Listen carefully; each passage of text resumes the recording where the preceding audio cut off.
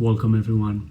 Today is going to be a very special video. It's actually going to be the most important video I have made fragrance related on this channel. It beats any top 10, any fragrance discoveries. The information I'm about to give you is applicable to anyone, no matter the age, the gender, the taste in fragrances, and more important, this information is going to be applicable at any time, anywhere, as long as you are into fragrances. This is basically knowledge that I have gathered in many years of having to do with fragrances. I'm going to share this information with you as a list because it will be easier for you to follow and understand.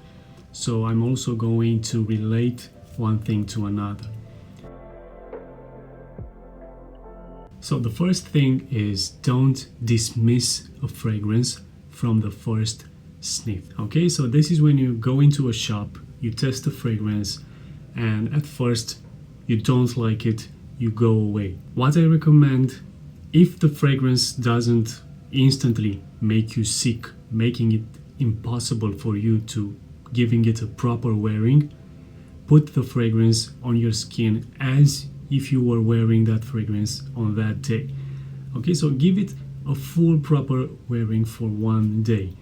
It might change a lot and you might find that you're actually going to enjoy it later on, as it happened to me many times.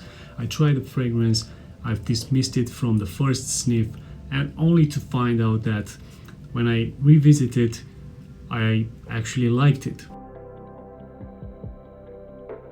Now, as I've said, this leads to the next thing, which is revisit fragrances that you disliked in the past. Taste in fragrances changes a lot, guys, and you might find that one fragrance that you hated, completely disliked in the past, you might now enjoy or maybe even love, because it's about how your nose develops in years and years after smelling and smelling fragrances. Maybe you get bored of these modern fragrances, and one of those old school fragrances which used to stink back in the days, now you find it very enjoyable and very nice.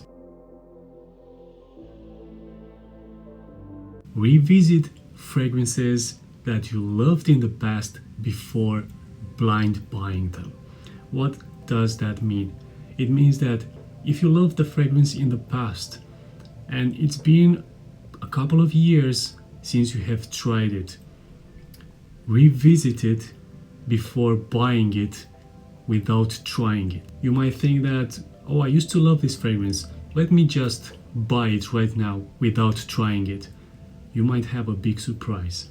Not just like, as I've said, taste in fragrances might change and you might find that you don't like that smell anymore. It's also about reformulations. You might find that the fragrance you used to love doesn't smell like the fragrance you used to smell because of reformulations, and also because many fragrances get watered down, which means it's not going to be as intense as you remember it to be.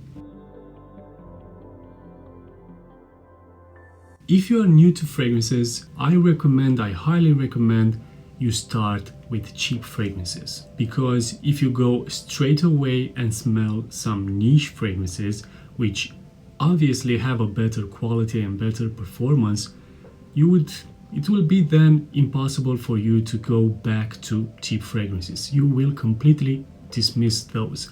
And it's a shame because there are some really good cheap fragrances out there. Also, it's the same with designer. If you go to designer first, it will be difficult to go to cheap fragrances. If you go to niche first, it will be difficult to go to designer and almost never to cheap fragrances. Don't wait for your bottle of fragrance to be completely empty before you buy your next one. It's alright if you have a couple of fragrances, because you won't find yourself without having a fragrance to wear. But if you have just one and you like to keep just one, then don't wait for it to be completely empty. Why? Because this will put yourself in a situation where you will have to go and pay full price, and most of the time will be a high price for your next fragrance. Wait until you find a good deal on one of the fragrances you like and purchase them in advance. So this way you will have your next fragrance and you won't have to pay as much as you would have to pay if you don't get a good deal on it. Always buy a fragrance for your own liking and not for other people's reactions. If you find yourself that the fragrance you buy is one of those compliment getting fragrances, then consider yourself lucky. But if you buy a fragrance that you don't enjoy that much, but you know it should get compliments, you will find yourself that you will be very, very disappointed because other people will not give you compliments on it. It happened to me many times. I've worn fragrances that were supposed to get me compliments. I didn't dislike them, but I didn't love them either. I had other fragrances which I loved, but I didn't wear because I wanted compliments. And it feels ridiculous, chasing people around, just to get their reactions and then just to find that nobody cares. It's better that you enjoy your fragrance because it's going to stay with you and you will be the one that is going to smell it all day long. And it's most important that you enjoy the fragrance and also you'll feel confident wearing that fragrance. And I don't have to remind you that confidence comes first if you want to impress other people. However, you should care about other people's reactions. If you're a big fan of stinky fragrances, strong stinky fragrances that might suffocate people around you, please do care about other people's reactions. Always trust your nose. So it doesn't matter what other people say about the fragrance. If they say, I don't enjoy it that much, I don't care. I enjoy it, I'm the one wearing it. If the nose likes it, then buy it. If it doesn't like it, don't try forcing yourself into liking a fragrance just because some popular reviewer said it's one of the best fragrances. If it's not good for your nose, don't buy it. It's that simple. Just buy something that you like. Okay, so you might have heard about this expression from fragrance reviewers. The nose gets trained, or trained nose. Only people with trained nose might pick this up. It's not something that only fragrance reviewers might get. It's not something that only perfumers have. You can have a trained nose and it's actually real. The nose gets trained by smelling more and more fragrances and more notes that are used in fragrances. And eventually you will end up distinguishing notes in different perfumes. Also, it's about quality. The nose will be able to distinguish high quality perfumes from the cheap and low quality ones. So yes, the trained nose, it's not just for perfumers or reviewers. You will get a trained nose if you keep smelling and smelling fragrances.